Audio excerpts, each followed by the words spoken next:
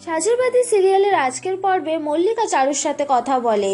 চারু তো তার কৃতকর্মের জন্য নিজেকে অনেক ছোট মনে করছে যে আর্য এত তুলোয় তুলোয় মানুষ হয়েছে, সে কিনা গ্রামে এসে খেটে কাজ করছে, তার শরীর খারাপ হচ্ছে, তাই সে মল্লিকার কাছে মুখ দেখাবে কি করে। কিন্তু মল্লিকা চারুকে শাবাশি দেয় যে আর্যকে সে কোনো দিনই কোনো কষ্টের মুখোমুখি হতে দেয়নি, মা তো, তাই যে শিক্ষাগুলো সে দিতে চেয়েছিল সবটা দিতে পারেনি। কিন্তু আজ চারু যেটা করছে সেটার জন্য মল্লিকার সত্যি গর্ব হচ্ছে। মল্লিকা বলে, আমি চাই তোমাদের দুজনের এই ভুল বোঝাবুঝি তাড়াতাড়ি মিটে গিয়ে তোমরা দুজন বাড়ি ফিরে এসো, তোমাদের মধ্যে সব ঠিক হয়ে যাক।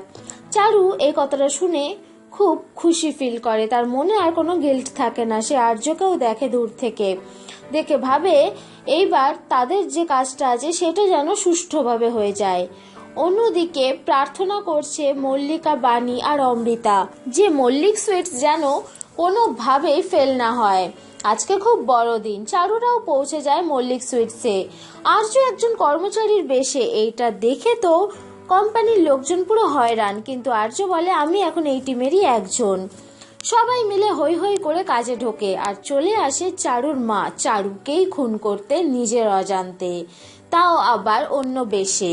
আর তার কাছে থাকে হিডেন ক্যামেরা, যেটা দিয়ে সূর্যশেখর এবং মিশমি পুরো ব্যাপারটা লাইভ দেখতে পাচ্ছে আর এনজয় করছে। বাড়িতে চিনি ড্রয়িং বুক আনে, সে সবার ড্রয়িং করে। বাণী বলে, চিনি এত সুন্দর ড্রয়িং করছে, অমৃতা তুমি ওকে কেন কোনো ড্রয়িং আর্টিস্টের কাছে দিচ্ছ না? ওর হাত দেখেছো কত ভালো।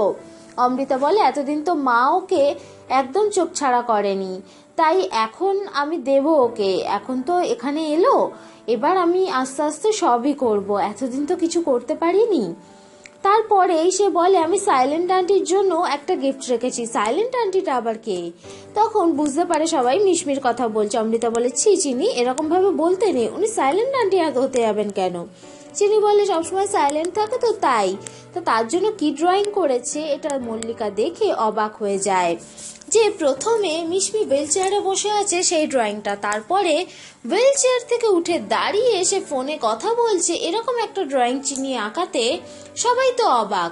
এরকম ড্রয়িং কেন আঁকলো চিনি? তখন বাণী বলে, হয়তো আমাদের চিনি এটা ভেবেছে যে এক না একদিন তো নিশ্চয়ই মিশমি নিজের পায়ে দাঁড়াবে, তখন হয়তো এরকম থাকবে, তাই তো? চিনি বলে, না না, তোমরা সবাই কি বোকা, আসলে এই আন্টিটা তো তোমাদের সবার সামনে সাইলেন্ট থাকে, তোমরা যখন কেউ থাকো না তখন তো উঠে দাঁড়ায়, ফোনেও কথা বলে, আমি তো নিজের চোখে দেখেছি। তখন সবাই তো অবাক হয়ে যায়। অমৃতা বলে, মা আপনি ওর কথা একদম বিশ্বাস করবেন না, চিনি এরকম কথা বলতে নেই, মা তুমি এরকম মিথ্যা কথা কেন বলছো, এরকম কথা কখনো বলবে না, বলে চিনিকে বকতে বকতে ঘরে নিয়ে চলে যায় অমৃতা।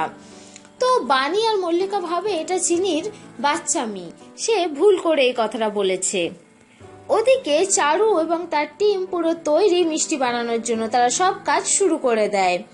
আর এদিকে ঢুকে পড়ে চারুর মা চারুকেই খুন করার জন্য। চারুর সন্দেহ হয় তার মায়ের প্রতি, সে আটকে দেয় সেই মহিলাকে, আর তখনই সে উল্টে পড়ে যেতে লাগলে চারু গিয়ে তাকে ধরে আর ক্যামেরাটা সরে যায়, যার ফলে সূর্যশেখর আর মিশমি কিচ্ছু দেখতে পায় না। হঠাৎ করে কি হলো? পরবর্তী পর্বে আমরা দেখব ব্লেড দিয়ে চারুর গলা কাটতে যাবে চারুর মা, কিন্তু সে কি সাফল্য লাভ করবে? দেখতে থাকুন পরবর্তী আপডেটের জন্য আমার চ্যানেলকে লাইক, কমেন্ট, শেয়ার এবং সাবস্ক্রাইব করুন।